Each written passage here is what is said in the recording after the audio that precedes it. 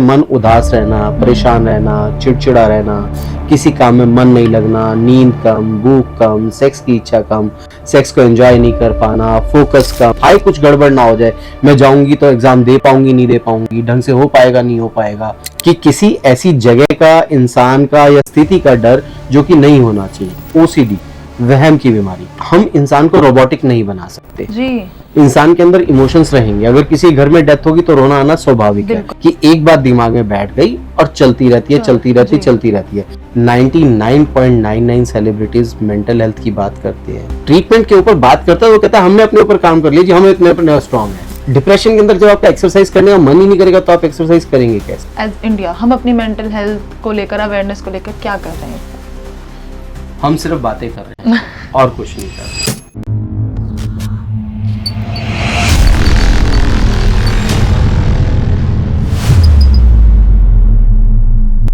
नमस्कार, आप देख रहे हैं हेल्थ वायर और मैं हूं आपके साथ आंचल सनोरिया।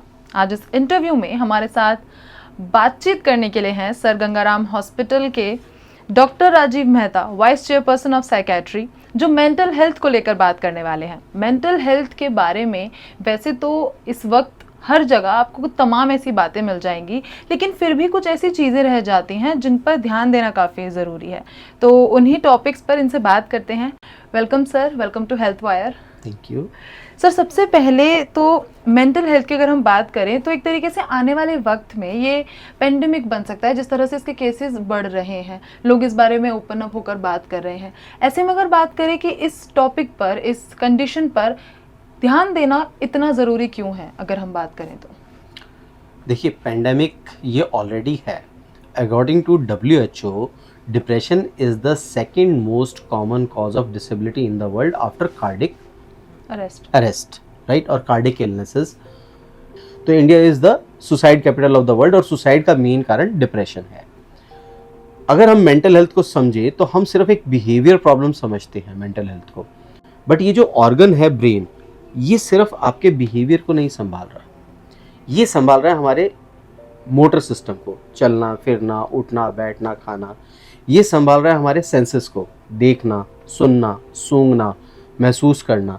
ये संभाल रहा है हमारे विसरल ऑर्गन्स को, छाती, पेट, भूख वगैरह यहीं से लगती है।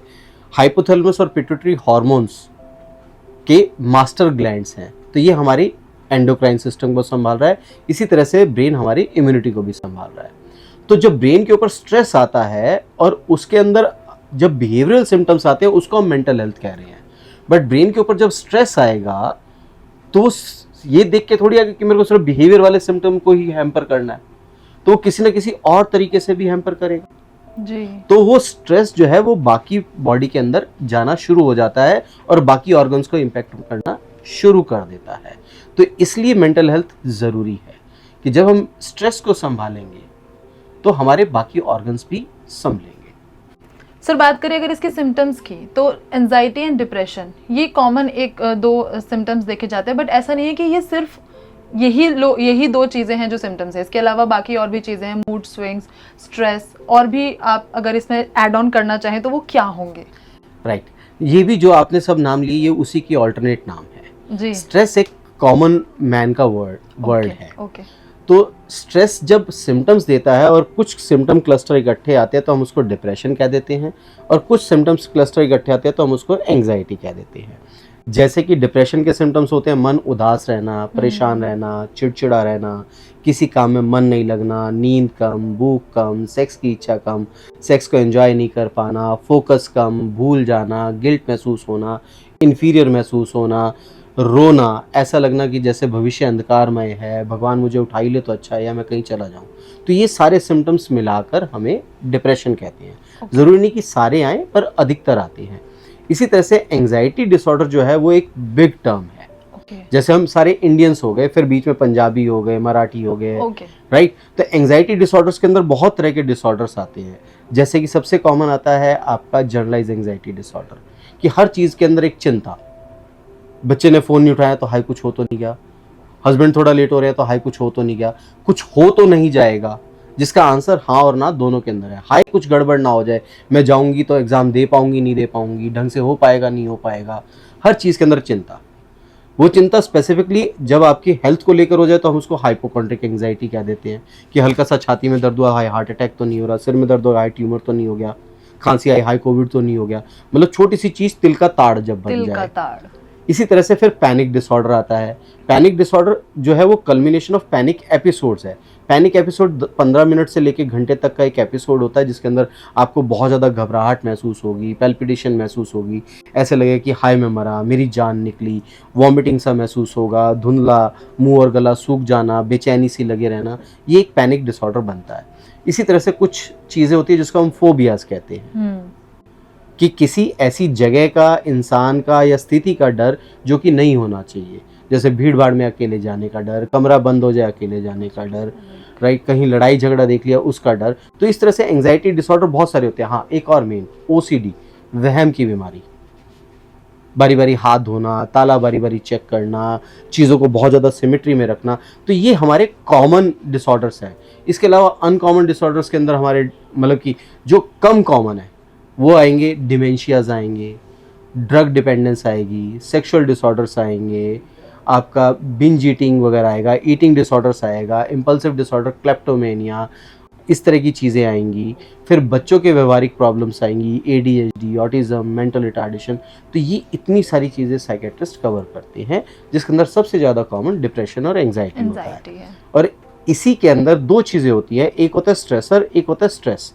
स्ट्रेसर जो होता है वो है कारण, स्ट्रेस जो है वो है लक्षण। और इन सब चीज़ों को एक चीज़ कवर करती है। अभी मेरी एक नई किताब आई है, रूपा पब्लिकेशन से पब्लिश की है, rewire, rework, reclaim, how to manage stress, इस टाइटल से एक बुक आई है।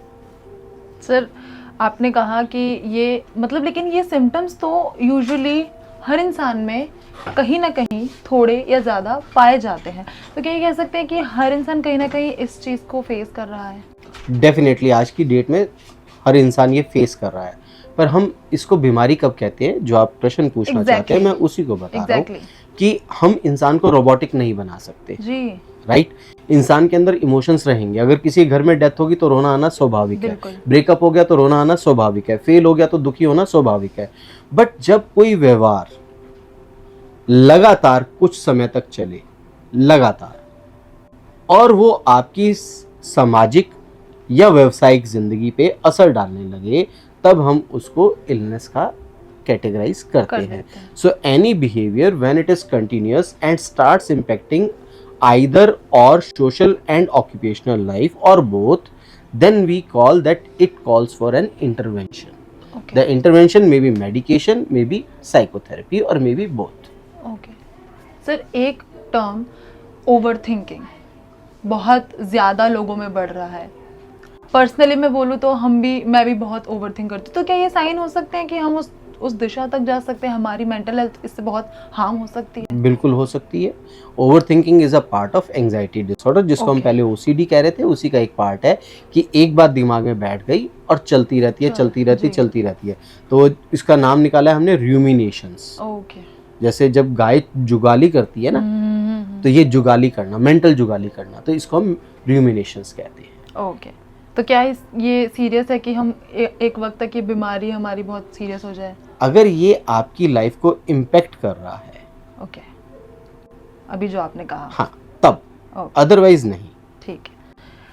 जहाँ एक तरफ यूजुअल अभी की अगर मैं बात करूँ तो हर कोई इस पर काफ़ी ओपनली बात कर रहा है, बड़े से बड़ा सेलिब्रिटी, हर वो इंसान जो एक मैसेज सोसाइटी में देना चाहता है और उसके पास एक बढ़िया फ़ैन फॉलोइंग है कि वो अपना मैसेज मास ऑडियंस तक पहुंचा सकता है, वो लोग इस पर बात कर रहे हैं, मेंटल हेल्थ पर बात कर रहे हैं, डिप्रेशन पर बात कर रहे हैं। लेकिन फिर भी ये देखा गया, अगर रिपोर्ट्स की बात करें तो 2016 में ये 10% समथिंग था और अब ये और बढ़ गया है। इसका क्या रीज़न हो सकता है आपके अकॉर्डिंग?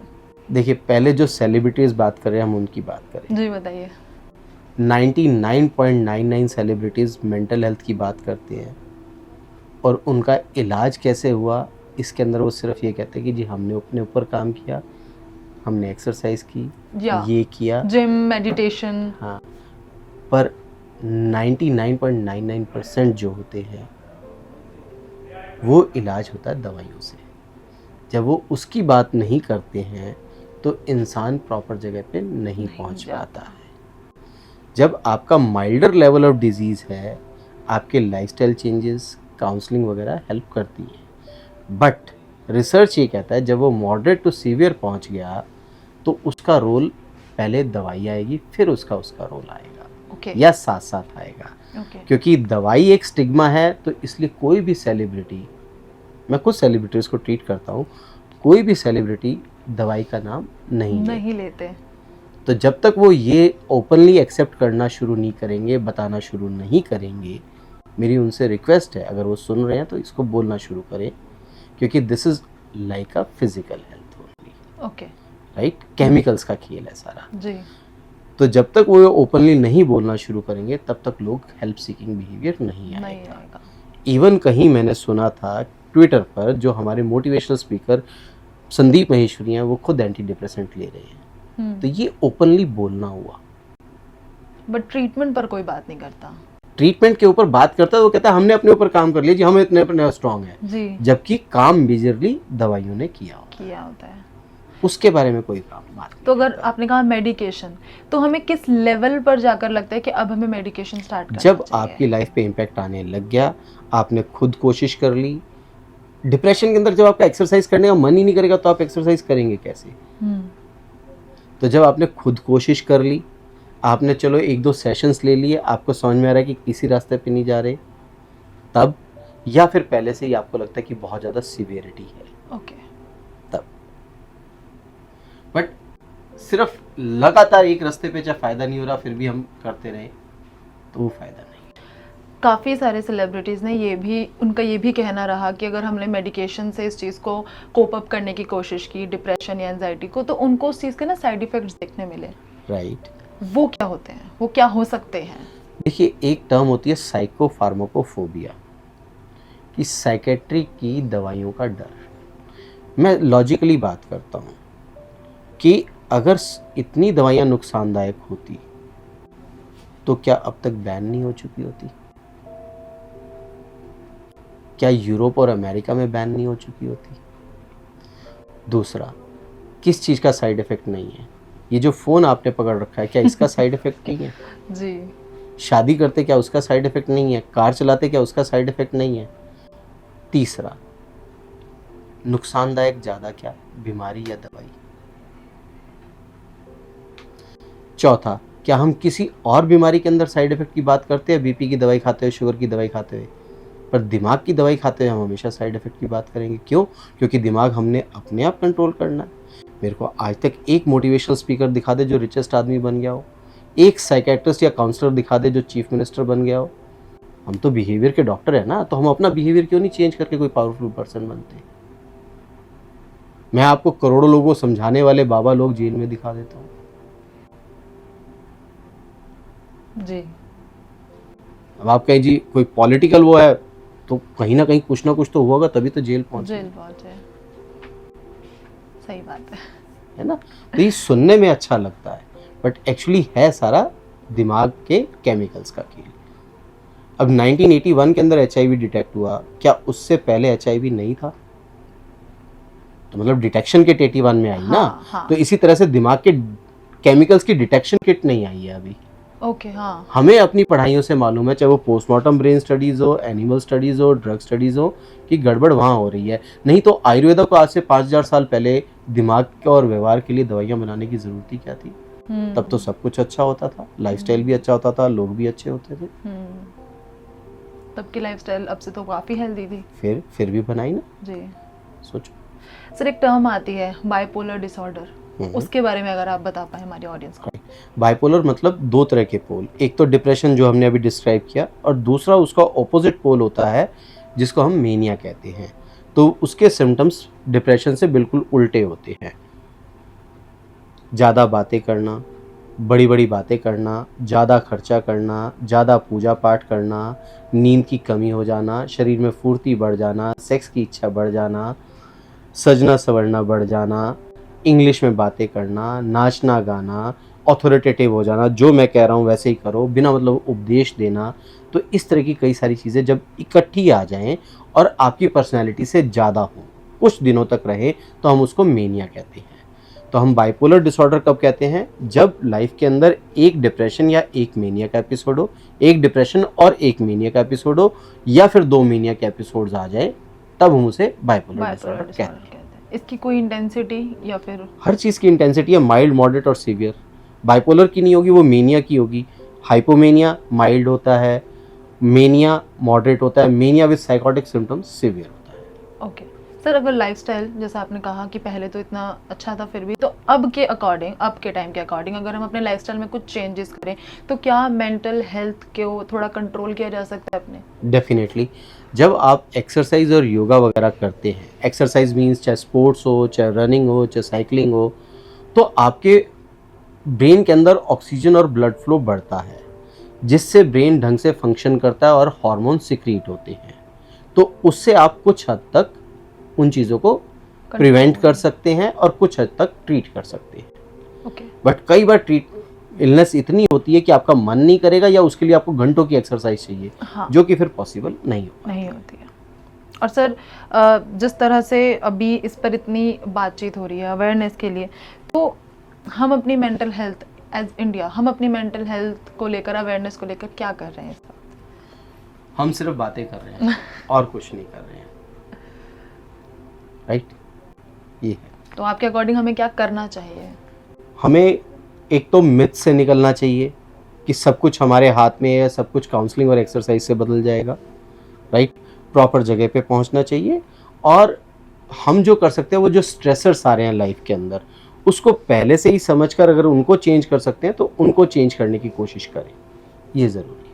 और अगर हमारे सर्कल में, हमारे आसपास कोई ऐसा इंसान है जो पुअर मेंटल हेल्थ से गुजर रहा है, तो हम ऐसे लोगों को किस तरह ट्रीट कर सकते हैं?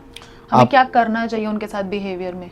आप उनके साथ बहुत ज़्यादा बहस नहीं करें, बहुत ज़्यादा समझाएं नहीं, उनको डाटा दें। नेट से आप, यहाँ नेट का यूज़ है, नेट से आप उनको सिम्टम्स पढ़ाएं और उनको कहें कि भाई हेल्प ले लो, बेटर है, क्योंकि हेल्प लेना डजेंट मीन कि it is a sign of weakness. क्या हम अपने कपड़े खुद प्रेस करते हैं? क्या हम अपना खाना खुद बनाते हैं? We are taking help. तो इस तरह से इसके अंदर हेल्प लेना डजेंट मीन कि आप वीक हैं। It is a organ inside the body that is called brain which has gone weak, और उसको हम अपने आप स्ट्रेंथन नहीं कर सकते। तो आपके अकॉर्डिंग मेडिकेशन जो है इसके लिए ज़रूर लेनी चाहिए, राइट? मेडिकेशन या काउंसलिंग जो भी है वो डॉक्टर के पास जाएंगे, वो बताएंगे। अगर काउंसलिंग के आपके एक आधा सेशन हो गया, 2 सेशन हो गया, और आपको लग रहा है कि नहीं फ़र्क आएगा या नहीं आएगा, तो बहुत ज़्यादा सूडो ऑप्टिमिस्ट होने की जगह आप चेंज करें और फिर मेडिकेशन की तरफ जाएं। Okay, thank you so much sir welcome. इस बातचीत के लिए। काफ़ी सारी बातें मुझे पता चली, और मुझे ये भी रियलाइज़ हुआ कि शायद कुछ कुछ चीज़ें जो हम, मेरे साथ भी होती हैं और मैं उसको जानती ही नहीं हूँ कि वो इसका साइन है। Thank you so much sir. Any time.